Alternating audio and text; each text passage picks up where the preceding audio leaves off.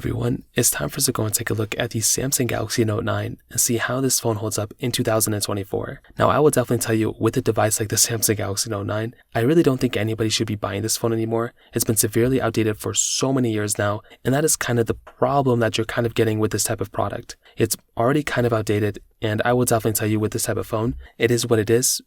I wouldn't recommend people buying it, but there are probably some other phones I would recommend people buying. So if you want to pick those up, links will be down in the description. You can get them from there, and you can help support the channel at the same time. Now, starting off with the outside of the Samsung Galaxy Note 9, on the front, this phone has a 6.4-inch Super AMOLED display. It's 1440p, and overall, it's a very good panel. I loved this phone when it first came out, and I still think it's a very, very good, sharp panel for the most part. And I, for one, I'm a big fan of the way this phone looks. Again, it's not perfect by any means or anything, but I definitely would say if I'm going to go ahead and recommend a phone to people, this is a very solid option for a display, which is very funny because the rest of this body, although it's not the most, outdated thing in the world, it definitely isn't performing that well against phones like the Galaxy S24s and the S23s. But I will tell you, the front display of this thing, like visually, the display is very, very good. A little bit of bezel on the top and the bottom. I love the curved glass on these types of phones. Samsung's removed that on all the phones this year, but I did actually like that a lot when these phones first came out, and I still think they actually have a lot of capability, a lot of quality from that particular standpoint as well. Now, on the bottom of this phone, you are getting a USB Type-C port, which is awesome. I love having USB-C. It has Samsung DeX as well. You're getting the headphone jack on this phone too, which is always nice to have. You're getting the S Pen, which is like a stylus little thing that you're getting thrown into within this, particular phone as well, which is also another really cool thing to have inside of this phone. And you're getting a microSD card slot. That's a good amount of I/O to have inside of this phone, because if you're going through and if you're actually just, utilizing this phone for its, main raw features, you're actually going to be getting some really cool features built inside of this phone, which in and of itself, again, is actually a very cool thing. So if I'm going to go ahead and just use this phone on an everyday basis, I'm going to be getting pretty much a pretty solid experience from this thing because of its software, mostly because of its hardware here. The hardware of this thing is actually crazy good. I love having that type of capability, although again doesn't feel as expensive as the newest Samsung Galaxies. This phone is 6 years old right now. It's insane that this thing feels and has the I/O like microSD card slots and stuff that it had back then. Now you are getting the glass back on this thing, which is also a really nice thing to have. Dual camera setup as well, so wide and ultra wide. We'll get into that in a second. And then you're also getting things like wireless charging on this phone, IP certification as well. And overall, it has some really good stuff built inside of this device, which again is a very, very nice thing to have. You're not really going to be getting this phone and having it already feeling like super outdated or unnecessary or weird. It's going to feel like a fairly expensive feeling phone now, even though it's severely outdated. The only other issue I can kind of think about is, again, like maybe it's missing a camera or has a headphone jack when it probably shouldn't, like things like that. But otherwise, very good looking, phone nonetheless. Price-wise, this is the thing where a lot of people may get a little tricked into buying this phone. This phone, with the Note 9 is not that expensive. It isn't really that, it's a pretty cheap phone if you wanted to go and buy it, maybe like a sub $200 phone, and depending on the condition, that's a pretty cheap price to pay for a phone like this, which I think is actually very killer. And I love having a phone like this from that type of, quality aspect, because hardware-wise, it's a really good phone, but software-wise, it really isn't the best, and we'll talk about it in a second. But I will tell you, price-wise, it can be kind of compelling to go and buy a phone like this because you are getting this phone at a much cheaper price tag, and that kind of is the problem that we're going to run into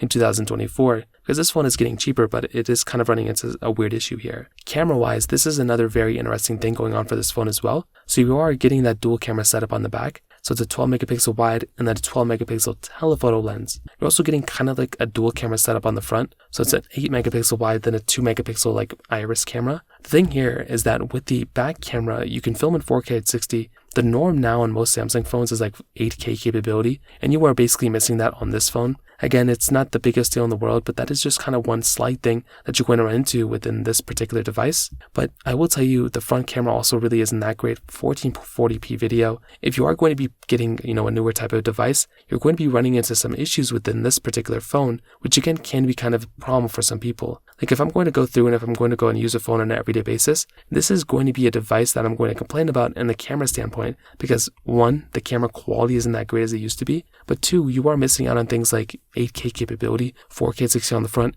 and things like an ultra-wide camera. An ultra-wide camera is like a very basic thing to have nowadays, and you are kind of missing that on this particular phone, which can be kind of annoying for some people. So if you're wanting a device that basically has that type of capability, you're going to be missing out on that type of stuff on this phone. And don't even get me started inside of those social media applications. Inside of apps like Snapchat and TikTok and Instagram, you're going to be missing out on those types of, feature sets of having that type of capability there. So that can be kind of annoying for some people again. Like if you're wanting to go ahead and utilize a very good camera inside of your phone, again, you might be missing out on some things within this particular device as well. So kind of keep that in mind. Again, not the biggest deal in the world, but that is just one slight thing to kind of keep in mind there. So from the camera side, that kind of covers it up. But the biggest problem with this phone, as far as I can tell and as far as I've used, was probably going to come down to its, software. The software on this phone is pretty outdated when it kind of comes down to it. It's on One UI 2. And this is kind of the issue that you're running into within this particular phone. Like if I'm going to go and buy a phone, I don't want it to already be outdated by the time I pick it up. And this phone has been outdated for years now. And that is exactly the problem that you're going to be buying on this phone. I don't want to recommend a phone to people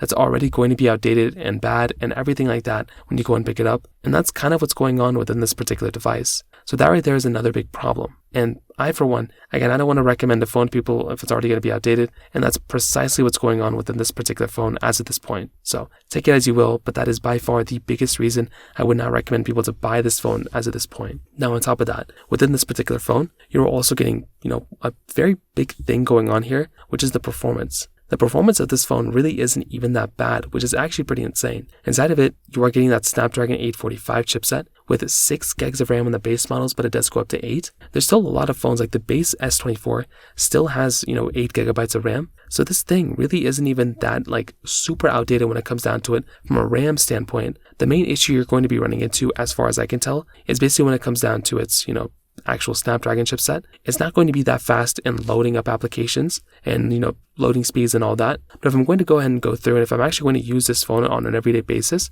I'm actually going to have a pretty decent time with it.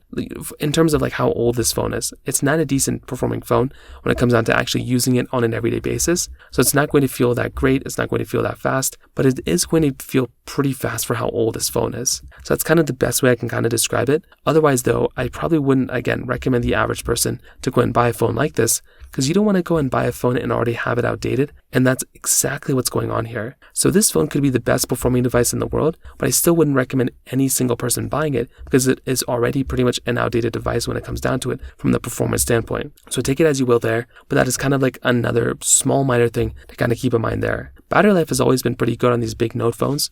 Unfortunately, these phone sizes have only gotten bigger and bigger since then, and these batteries have gotten bigger and bigger. And with this particular phone, it's not really that great of a performing device when it comes down to it from a battery life standpoint, from degradation and all that stuff too. So take it as you will, but the way I can kind of sum up this whole entire video is that a phone like the Samsung Galaxy Note 9 probably isn't worth buying anymore at all. I think maybe for a collector's item, and maybe you can kind of make up for it. But for the average person, I probably wouldn't recommend them buying it because you're just better off purchasing a phone and using a phone that is still supported with software. So things like the Samsung Galaxy S21 and newer, maybe even the Note 20 if you really wanted to go for it. But for the average person, I probably wouldn't recommend doing it. Buy a Samsung Galaxy S21 and newer and move on with your life. Those are probably going to be better phones than this one. So that kind of covers it up here. If you have any other thoughts or questions, let me know in the comment section below. Hit the like button, that will mean so much, but definitely hit that subscribe button. More importantly than everything else, I love every single one of you guys. Hopefully I'll catch you guys in the next video. Peace out till then.